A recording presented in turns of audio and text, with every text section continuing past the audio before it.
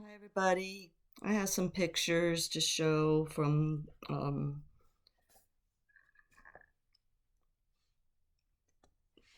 the times I was talking about. There's my kitties, the twins, and Lauren, and there they are in the bathtub, the three of them, and there they are on the floor.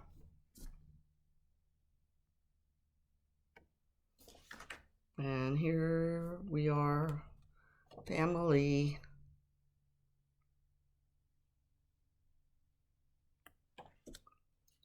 Okay, we had a lot of visitors. My friend Billy came back again. That would be the third time he was visiting us. So he saw us where we were living in three different places.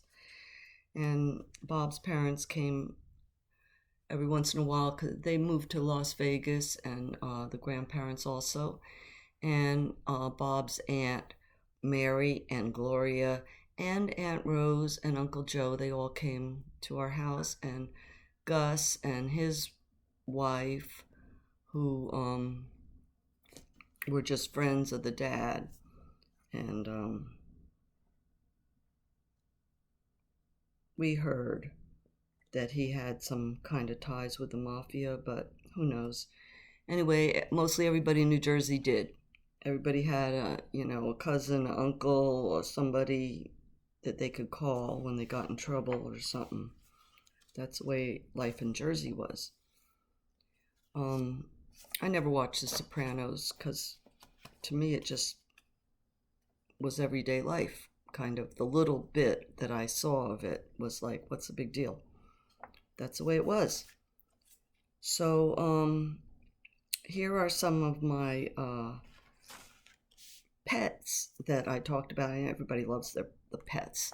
So here's Reggie, Reginald von Palo Hollow, the rabbit. You could see that's the way our yard was, no grass, just weeds like that. And here was our pretty Siamese cat with one of her litters. We kept the cats outdoors always. Only when she was having babies, we let her in. I would get a box ready and she would use that for her litters. And here's the Siamese litter that she had, and that's the kid that I was babysitting for after school, holding them. And here's a rabbit with one of the Siamese kitties. Yeah, and here's the rattlesnake picture. One of the rattlesnakes. That was the one right in front of our house, I think. No, maybe not. Anyway, you could. It was up against the yardstick, so you could see it was well over 3 feet. Okay, and here's Minerva. Minerva was our tarantula. The second we had Titus and Minerva. Minerva was the big girl, bigger than Titus, different kind. Um, I know it's a terrible picture, but maybe you could see. There's her body. Her body and her legs are sticking out. Okay, it's a bad picture, I know, but she was as big as my hand. Okay, so here is when we first moved there. I told you that the house had Winnie the Pooh pictures painted on the kids' bedroom. So there they are with Lauren and her little stuffed Winnie the Pooh. There was more than that on the other ones, also on the other walls. And um, here's a picture of Bob's mom and us at the zoo, all of us. And here's a picture of my mom who came to visit in the little swimming pool out front. My mom could be a lot of fun. She could act just like a little kid herself sometimes. So here was the kids in their bedroom, three of them. Now it would get cold at night. We did not have, I mean, in the winter anyway, it got cold at night. down into the 50s. It would go into the 50s in the house.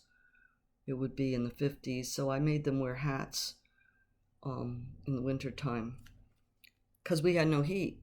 We only had the fireplace in the living room, which did not heat the back bedrooms. And also we couldn't keep feeding it during the night, of course. So no heat in the night. There's our house. See, it was a nice house.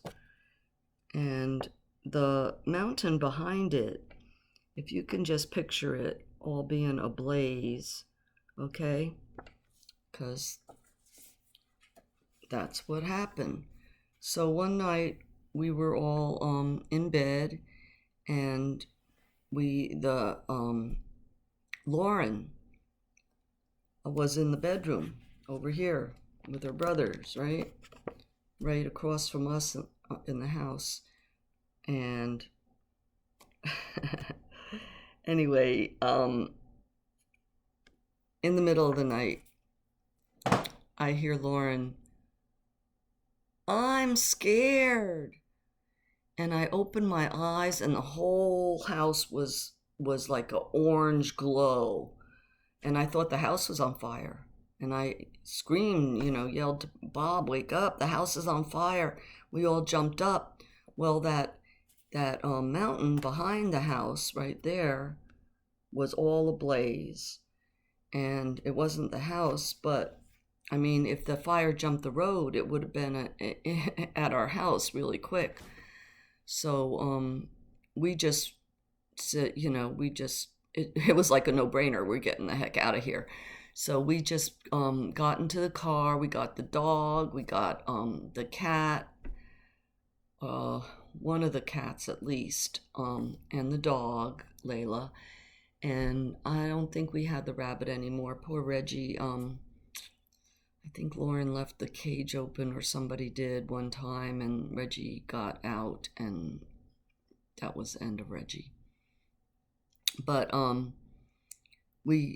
I grabbed the picture albums, and I grabbed our Bible, or my Bible, and the picture albums, and that's all. Just threw those things in the car, and we headed up the road.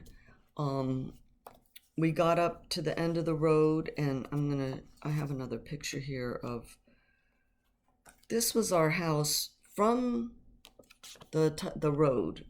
You can barely see, but that right in the middle was our house. So you could see there was a lot to burn right around us, and you could see the distance of the other houses. That was the empty lot that I told you the Mexicans who owned the orphanage owned that lot. This was Frank's, and this was Ethelyn's over here, and there was other houses were over here. So we, here's another picture from the highway, looking down. So these are the other mountains that I had told you that we could see the Mexicans coming over on foot.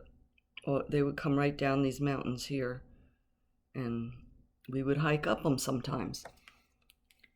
So the whole mountain was on fire, and we drove up to the corner, and all the neighbors were up there already, ready to evacuate.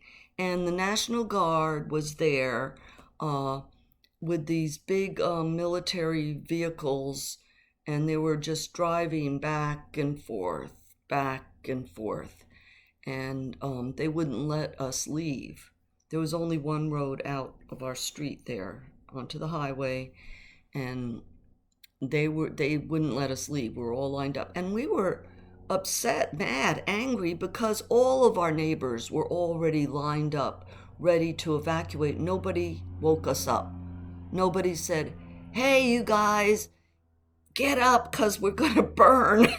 Nobody woke us up, except Lauren happened to wake up, open her eyes, and see the flames.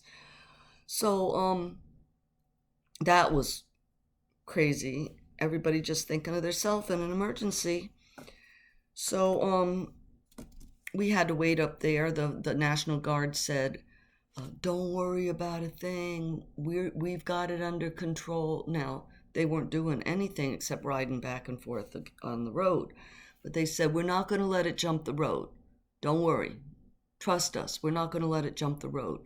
Well, nobody was trusting too much. We all just sat there in our cars until daylight, and it was burning out because it did not cross the road. There was not a lot of wind at that time, and usually whenever there's fires, there's wind. We actually saw how that fire started because we were sitting at the dinner table that night. There was a lightning strike, and we saw it hit right there in the mountain. And that must have been what started it. It was like a freak lightning thing. I mean, we would have heat lightning sometimes, and I don't know if that was heat lightning because it was the actual lightning bolt we saw. Usually the heat lightning is more like up in the sky, flashing colors and no rain. I don't think there was rain that night. There was lightning though. Strange phenomena sometimes. So let's see. Got plenty of time left. Okay. I wanted to mention about, okay, the kids last time I mentioned about them being in school. Well, Lauren was going to the public school now, to the second grade, and the boys would have been starting kindergarten.